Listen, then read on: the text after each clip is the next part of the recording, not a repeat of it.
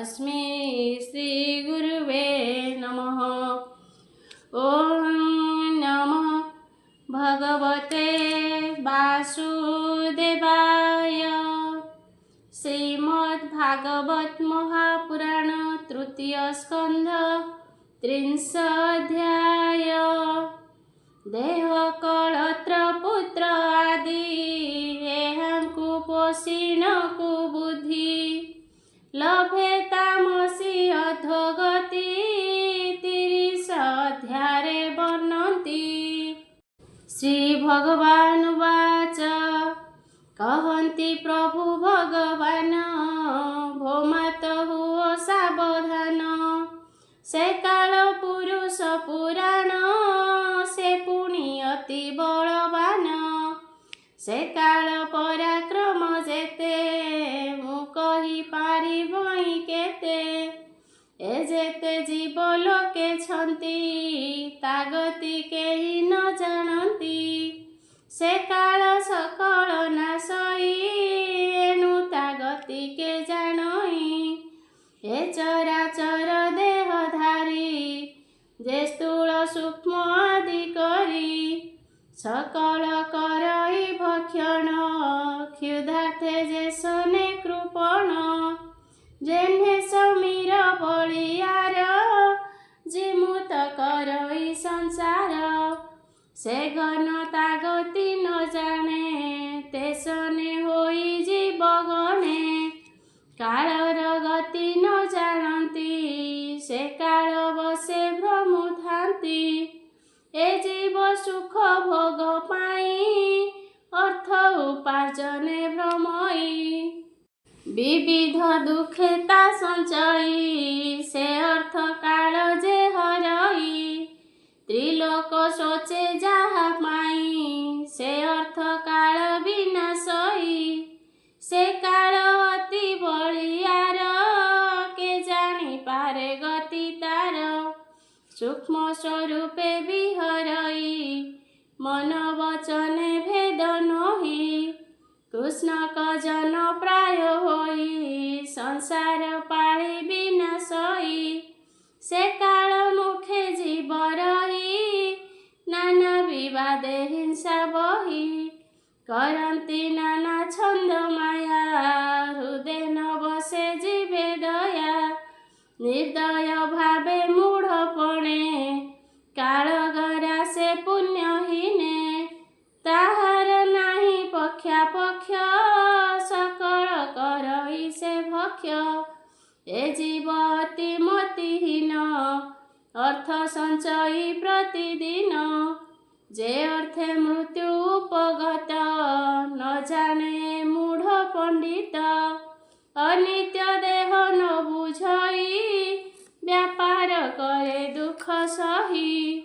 गृह कलत्र धन आदि एणे करई नित्य बुद्धि। ए देह सुत दारा मोहे मोहर बोली नित्य कहे। ए माया मोहे पड़ी अछि एणु न बुझई किछि।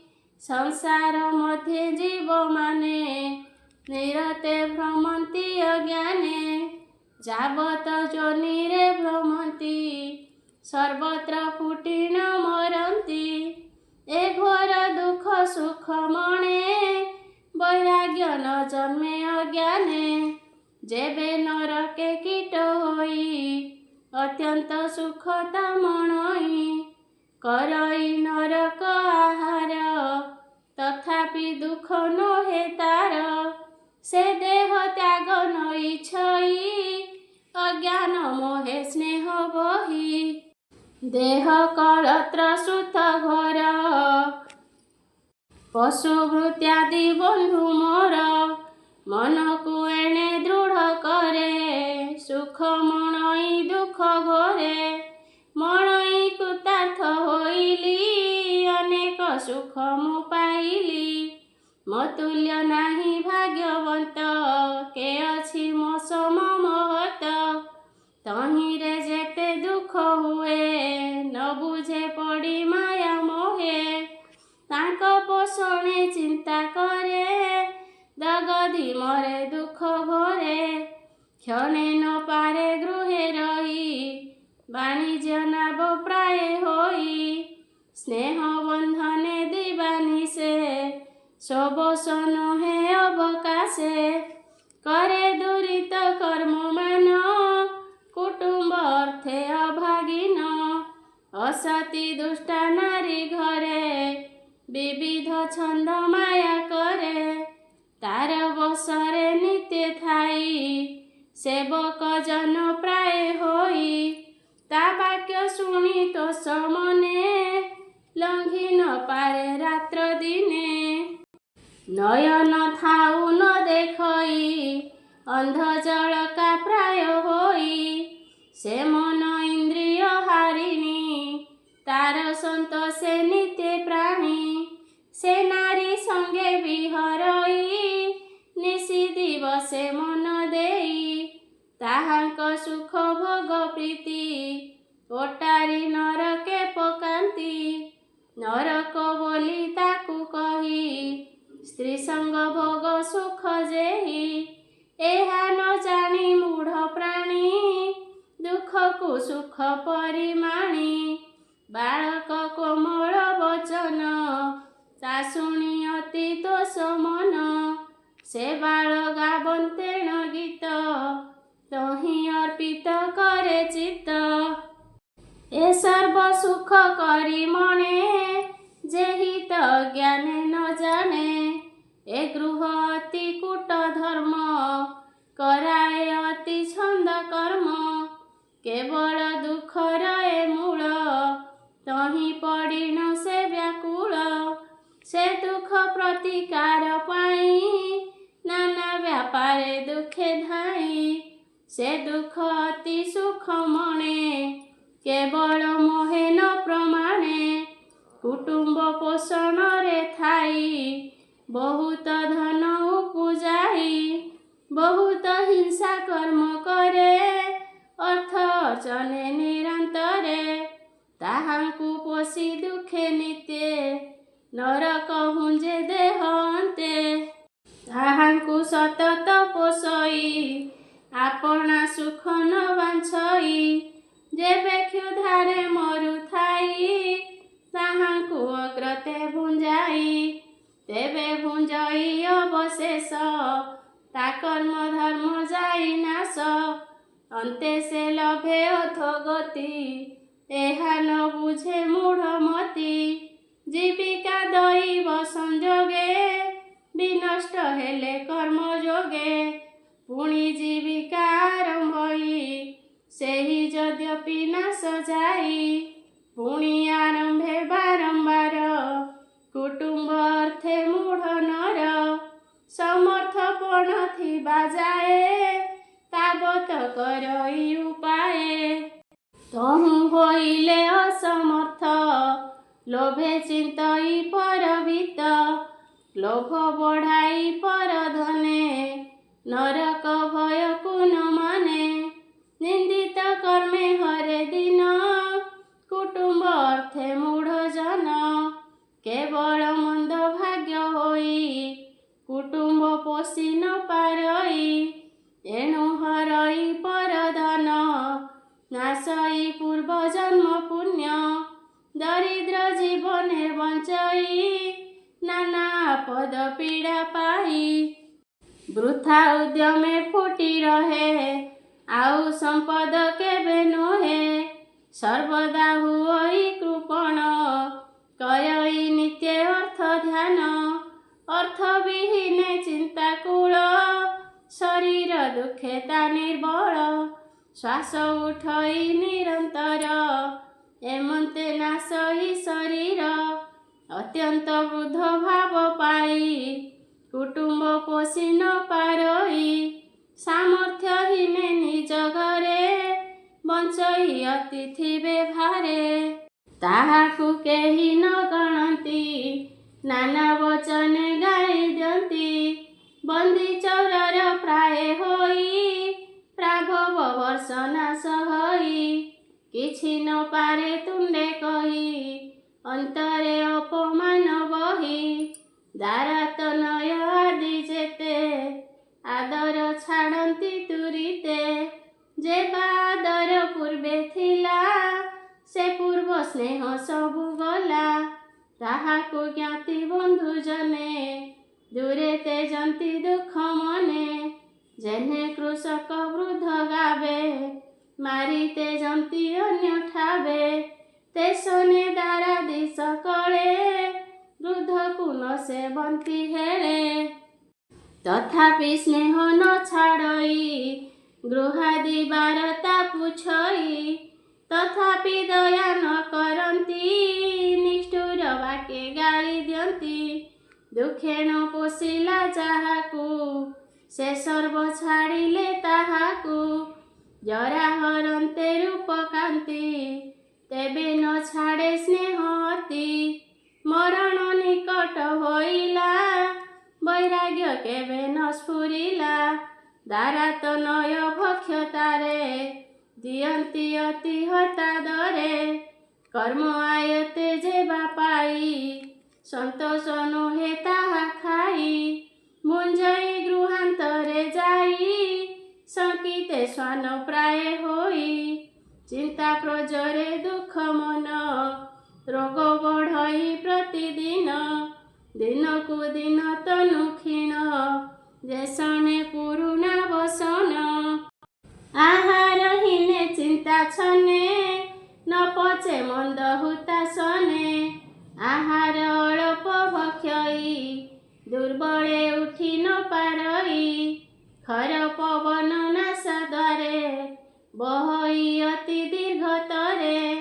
ଶବଦ ଅତି ଭୟଙ୍କର ଯେହ୍ନେ ଗଭୀର କମ୍ଭୂସ୍ୱର। ଗୃହ ବାହାରେ ଆସି ରହେ କଫ ନିବାରେ ଶକ୍ତି ନୋହେ। କଫେ ପୂରିତ ନାଡ଼ିମାନ ଶ୍ୱାସ ନ ଚଳଇ ସମାନ। ଯେଣୁ ପବନ ମନ୍ଦ ହୋଇ ବଚନ ନ ପାରଇ କହି। ସର୍ବଦା ଉଠେ କାଶ ଶ୍ୱାସ ତେଣେ ଲୋଭଇ ବହୁ କ୍ଲେଶ। କଣ୍ଠ ହୁଅଇ ଘୁର ଘୁର ବଚନ ନୁହଇ ବାହାର। ପ୍ରାଣ ହୁଅଇ କଣ୍ଠ ତଟ ଜୀବନ ହୋଏ ଛଟପଟ।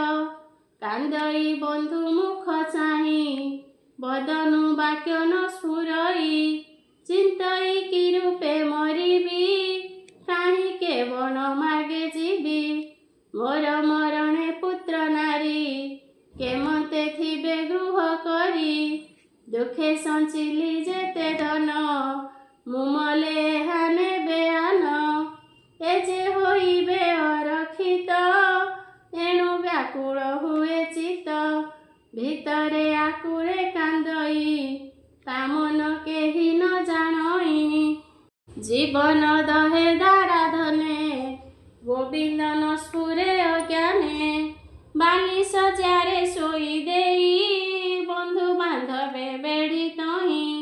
ସକଳେ କରନ୍ତି ରୋଦନ ଶ୍ରବଣେ ଡାକନ୍ତି ସଘନ। ହେତା ତ ବୋଲି କେ ଡାକଇ ତା ଗୁଣ ଭାଳି କେ ରୋଦଇ। କେହୁ ଡାକନ୍ତି ପୁତ୍ର ଭାଇ ଭାଳିଜା ଡାକେ ହେ ଗୋସାଇଁ। ନାନା ପ୍ରକାରେ ସେ ରୋଦନ୍ତି ତା ଦୁଃଖ କେହି ନ ଘେନନ୍ତି। ସେ କାଳ ପାଶେ ବନ୍ଧା ହୋଇ କିଞ୍ଚିତେ ବାକ୍ୟ ନ ଭାଷଇ। ପୀଡ଼ିତ ମୃତ୍ୟୁ ଦୁଃଖ ଘରେ କୁଟୁମ୍ବ ଭରଣ ବ୍ୟାପାରେ। ଶୁଣ ଜନନୀ ଏକ ଚିତ୍ତେ ସଂସାର ଦୁଃଖ ସୁଖ ଏତେ। ମନ ନିବିଷ୍ଟ ତହିଁ କଲା ଇନ୍ଦ୍ରିୟ ଜିଣି ନ ପାରିଲା। ତେଣୁ ହୋଇଲା ମୃତ୍ୟୁ ତାର ଏ ଦଣ୍ଡ ଅତି ଭୟଙ୍କର। ବନ୍ଧୁ ସ୍ୱଜନେ ସର୍ବେ ଥାଇ ତା ଦୁଃଖ ଭାଗି କେହି ନୋହି।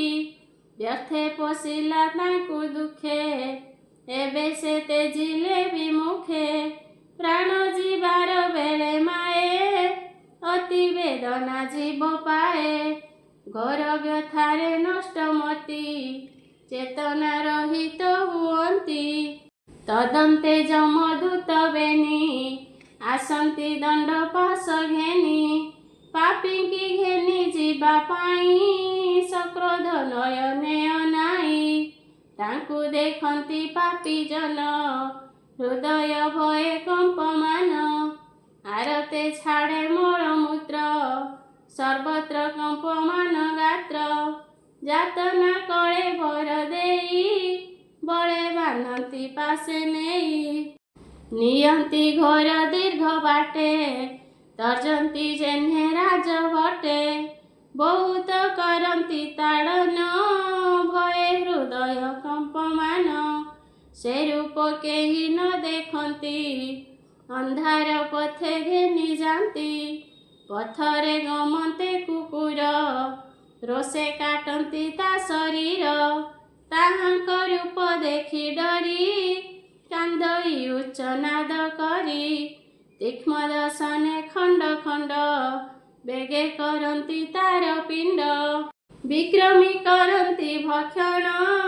କରଇ କାତରେ ରୋଦନ ସେ ଅତି କଷ୍ଟେ ପୀଡ଼ା ପାଇ ନିଜ ପାତକ ସୁମରଇ ଉଠି ପଡ଼ଇ ସେ ବିକଳେ ଘୋର ପ୍ରହାର ଭୟାକୁଳେ କ୍ଷୁଧା ପିପାସା ଦୁଃଖାକୁଳେ ପଥରେ ନିଅନ୍ତି ସତରେ ବୈତରଣୀ ନଦୀ କୂଳେ ବାଲୁକା ଜଳଇ ଅନଳେ ତପ୍ତ ବାଲୁକାମୟ ପଥ ସେ ଉଷ୍ଣ ବାୟୁ ସନ୍ତାପିତ ସୂର୍ଯ୍ୟ କିରଣ ଦାବାନଳ ସନ୍ତପ୍ତ କରେ ଅତି ବେଳ ଜଳି ତାପଇ ଅତି ଗୋରେ ସେ ତାପ କେ ସହି ଶରୀରେ ତହୁଁ ତପତ ବାଲୁକାରେ ପ୍ରବେଶ କରାନ୍ତି ସତରେ ଗମଇ ଅତି କଷ୍ଟ ଭରେ ନ ଗଲେ ମାରନ୍ତି ନିର୍ଭରେ କ୍ଷଣେ ବିଶ୍ରାମ ନ କରାନ୍ତି ଅନେକ ଘୋର ଶାସ୍ତି ଦିଅନ୍ତି ଯେ ମାର୍ଗେ ଜଳ ବୃକ୍ଷ ନାହିଁ ପ୍ରାଣ ସମ୍ଭାଳିବ ସେ କାହିଁ ଆଶ୍ରୟ ଉଦକ ନ ମିଳେ ସମର୍ଥ ହୀନେ ଭଏ ଚଳେ ଏମନ୍ତ ପଥେ ନିୟନ୍ତେ ଧରି ଏକାନ୍ତେ ନିଜ କର୍ମ ସ୍ମରି ପଡ଼ି ଉଠଇ ଦୁଃଖେ ଶ୍ରମେ ମୂର୍ଚ୍ଛିତ ହୋଏ ଜ୍ଞାନ ଭ୍ରମେ ମାରନ୍ତେ ସତରେ ଉଠଇ ଅଜ୍ଞାନେ ପୁଣି ସେ ପଡ଼ଇ ସେ ଦୂତେ ଦୟା ନ କରନ୍ତି ଦୁଃସହ ମାର୍ଗେ ଘେନି ଯାନ୍ତି ଗହନ ଘୋର ଅନ୍ଧକାରେ ନିଅନ୍ତି ପାପୀକୁ ସତରେ ପଥ ଦୃଶ୍ୟେ ହୁଡ଼ି ପଡ଼େ ମୁଣ୍ଡେ ପ୍ରହାରନ୍ତି ନିବିଡ଼େ ଏମନ୍ତ ଦୁଃଖେ ପାପୀ ଜନ ପ୍ରବେଶ ଯମର ଭୁବନ 59 ଯୋଜନ ସଂଖ୍ୟା ଯେ ବାଟର ପ୍ରମାଣ ବେନିବା 3 ମୁହୂର୍ତ୍ତରେ ପ୍ରବେଶ କରନ୍ତି ସେଠାରେ ତହିଁ ଦଣ୍ଡନ୍ତି ଅନୁକ୍ଷଣେ ମସ୍ତକ ସର୍ବାଙ୍ଗ ଚରଣେ ତଦନ୍ତେ ଦହନ୍ତି ଅନଳେ ରୋଦଇ ନିର୍ଘାତ ଚହଳେ ଅତ୍ୟନ୍ତ ପୀଡ଼ାରେ ବ୍ୟାକୁଳ କ୍ଷୁଧାରେ ହୁଏ ଜ୍ଞାନ ଭୋଳ ଆପଣା ହସ୍ତେ ଦେହ ମାଂସ କାଟି ନ କରୁଥାଇ ଗ୍ରାସ ଅଥବା କାଟି ଦିଅନ୍ତି ପର ତାହା ଭକ୍ଷଇ ପାପୀ ନର ବୁଦ୍ଧ କୁକୁର ଯମପୁରେ ପାପୀଙ୍କି ବେଢ଼ି ନ ସତରେ ଓଟାରି ନିଅନ୍ତି ନାରୀ ଗଣ ତଥାପି ନ ଛାଡ଼ଇ ପ୍ରାଣ ସର୍ପ ବୃଶ୍ଚିକ ଦଂଶ ଆଦି କୋପେ ଦଂଶନ୍ତି ନିରବଧି କର ଚରଣ ଖଣ୍ଡ ଖଣ୍ଡ କରି ପାପୀଙ୍କି ଦିଅନ୍ତି ଦଣ୍ଡ ହସ୍ତିର ଆଗେ ଦିଅନ୍ତି ନେଇ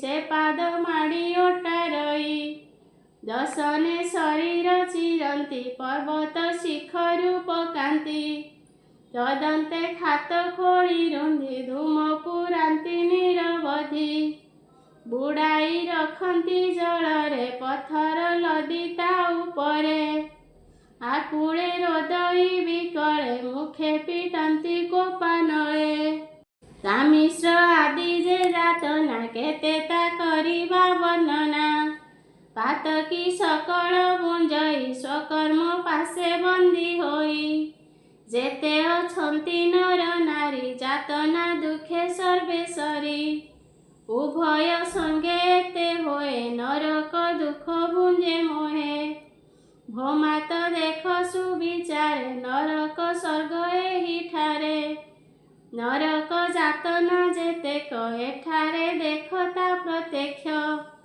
एबेनी बुझ परिमाणी विवेक मुखे शास्त्र शुणी ए रूपे कुटुंब जे पोषे निज उदर परितोषे एबेनी संगते न जाई छाड़ी न एकासे चलई भुंजई आपे कर्म फल जाठारु नाही बड़ियार तेजिन निज कळे बर एकासे गमे जमपुर अधर्मे प्राणी हिंसा करी जे देह पोषे स्नेह करी से देह तेजिन से जाई पाप को पृष्ठरे बसाई एकासे नरक भुंजई द्वितीय संगते न जाई कुटुंब पोषणर फल ताहार जेतेक समल से फल ईश्वर दियंती पापिता एकाकी भुंजती धन हराई जेने नर मनरे हुई आतुर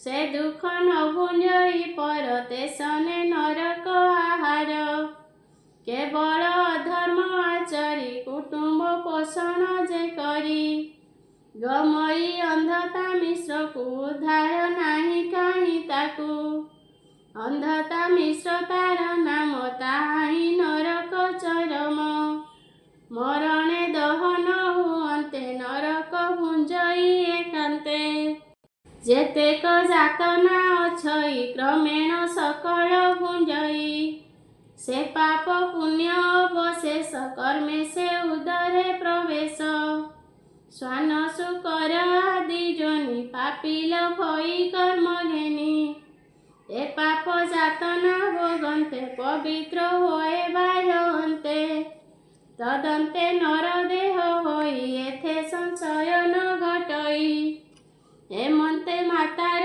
समीपे गोविंद कपिल स्वरूपे जेते कहिले ज्ञान वाणी सुजन जने हा शुणी तरीब भव बंध पास कहई जगन्नाथ दास इति श्रीमद्भागवते महापुराणे पारमहंस्यां संहितायां तृतीय स्कन्धे कपिल देवहूति संवादे निरय जातना वर्णनं नाम 300